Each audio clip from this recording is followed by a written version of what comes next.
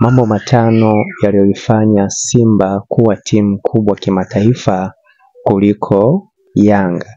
Ni muhimu sana kujua kwamba kuna mambo matano ambayo yaliifanya au yameifanya Simba kuwa timu kubwa kuliko Yanga. Na haya ndio mambo matano ambayo yameweza kuifanya Simba kufanya vizuri kimataifa kuliko Yanga. Jambo la kwanza kabisa, uongozi wa Simba sio baili katika swala la kutoa pesa.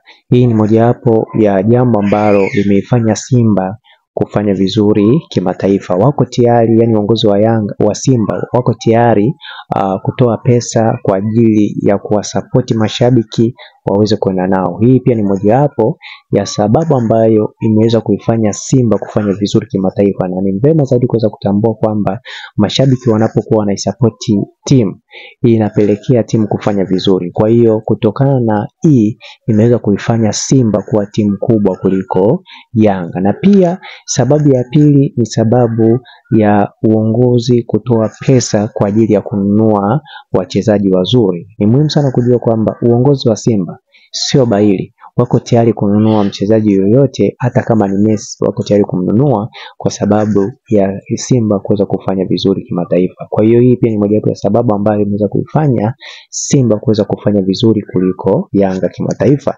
Na pia sababu ya pili ni sababu ya wachezaji kuwa na morali kwenda kimataifa. Ni vyema zaidi kuweza kujua kwamba wachezaji wa Simba wana spirit ya kufanya vizuri kimataifa.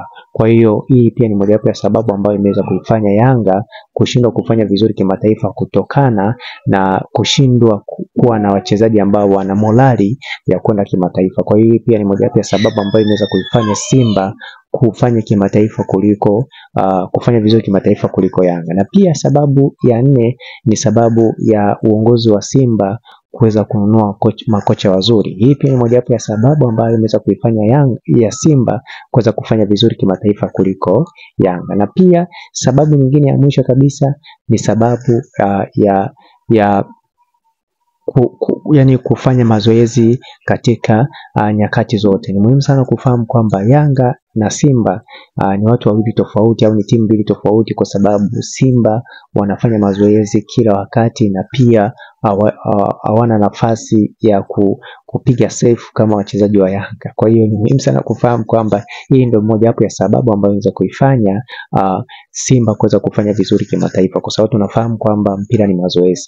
Kwa hiyo kutokana na Simba kufanya mazoezi kila wakati, hii ndio imeweza kuifanya Simba kufanya vizuri kimataifa kuliko Yanga. Kama unahitaji ushauri kupitia ushabiki wa Simba, hakikisha unanifollow ili uweze kujifunza. Na pia kama ni shabiki wa Yanga, hakikisha unahamia Simba ili uweze kufahamu mambo mbalimbali ambayo ni ya faida ukiwa shabiki wa Simba. Naitwa Isaac Kanyankole, asante na